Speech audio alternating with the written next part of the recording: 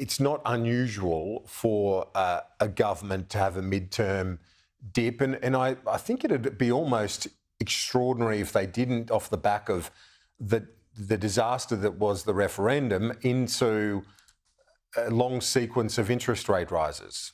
Look, yes, of course, many governments have first-term blues and have a dip and then come back. I just tend to think that I don't think I've ever seen a government, however, as badly dented as the Albanese government has been by The Voice. I mean, never underestimate how much blue-collar support this guy trashed by getting in bed with some of the more extreme Aboriginal activists in this country and demanding a massive change to our constitution, which he tried to portray bizarrely as just a little advisory committee, nothing much to worry about, which was described by others as, of course, monumental. So I think he suffered a hit much, much bigger than I've ever seen by any other federal government, which tend to get a bit directionless midterm after a year or so. They've done the things they wanted to do at the election, and they sort of tend to reach out to try and find something new to implement.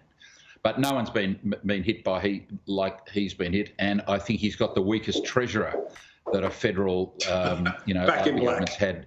Back in black. No, let me tell you this, Stephen. I don't think anyone thinks Jim Chalmers is in charge of the economy. The economy is in charge of Jim Chalmers. You know, Stephen, I don't think Jim's got much to do with the international price of iron ore or coal. Booming mining. Apparently, it was all Swanee's fault. It was all Swanee's fault. $20 billion of extra income when the prices collapses. The government couldn't manage the budget when those prices collapse for Swanee. So when they go down, it's Labor's fault. But when they go up, it's not Labor's credit. Kieran, the thing that underpins my comment is this. Revenues, expenditure, right? Expenditure, a percentage of GDP, is going from 24.5% just before the pandemic to 26% next year.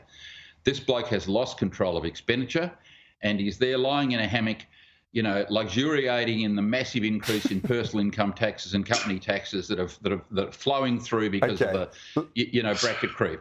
I don't think Jim's running much at all, Stephen. Stephen, you wrap it up before we go, Stephen. Your final thoughts for 2023 on Jim Chalmers.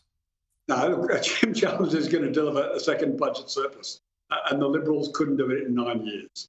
And that increase in spending all comes off the back of the Liberals' spending in COVID. So to try in any way to blame Jim for that is just farce.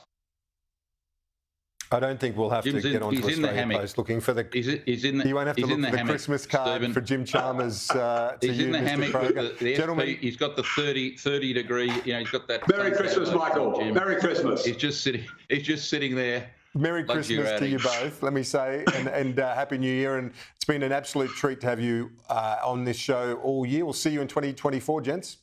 See you then. Look forward to it, mate. Cheers.